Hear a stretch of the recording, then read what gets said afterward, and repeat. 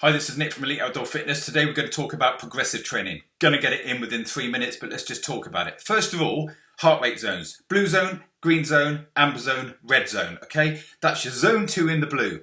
Efficiency is the green, lactate threshold is the amber, and VO2 max is the red. You might not start, if you're on a 3-monthly program, okay, you might not start doing all of those zones unless you're experienced. And that's absolutely fine. We're going to touch on that very briefly now. But for the most part, you need to progress through individually in those zones. So separate your training programs. So on one day you're doing a blue zone, another session might be in the green zone, and then maybe an amber zone if you're experienced, and then a red zone. You don't always have to start working in all of those zones in the first few weeks, and it might take you a month, 2 months, 3 months of your training program for you to capture all of the elements, all 4 zones within your training. And that's absolutely fine. But let's segment it off. So if you've got 3 months of training, 1 month, 2 months, 3 months, forgetting the deload weeks that are in between there, okay?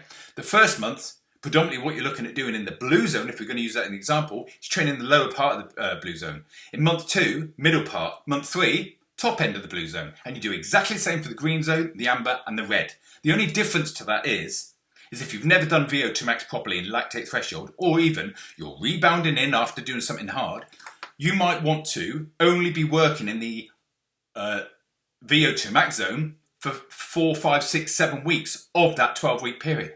And so the progression between the lower part, the middle part, and the higher part of the VO2 max zone is over a short period of time, okay? And the same for the lactate threshold, and maybe a little bit more for the green zone, if you get the gist. So that's the heart rate zones. That's how you progress through the heart rate zones.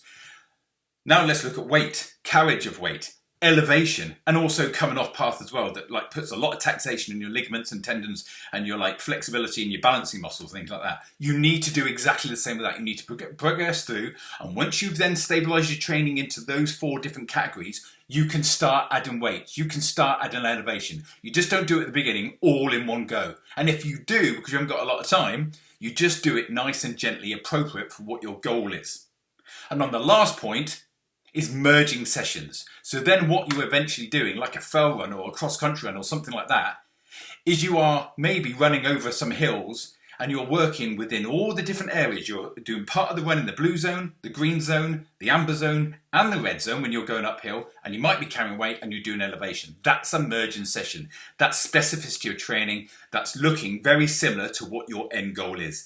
That is progressive training. If you need any more help, then visit Elite Outdoor Fitness. Thanks for listening.